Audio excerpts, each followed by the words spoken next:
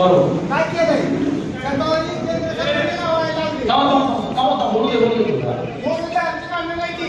शेतकऱ्याला शतावरी लावायला लावली आणि लिंबाचं काय म्हणते किती वेळा आम्ही सारे उभा राहून देऊन जायला शेतकऱ्याला. बरोबर. ठीक आहे बघा. ऐका फक्त कांद्याचं आमचं काय पात्र केलंय आज शेतीला काय भाव दिले ते. कुठल्या पक्षातून आलाय? मी पक्ष नाही सर्वसामान्य शेतकरी आहे.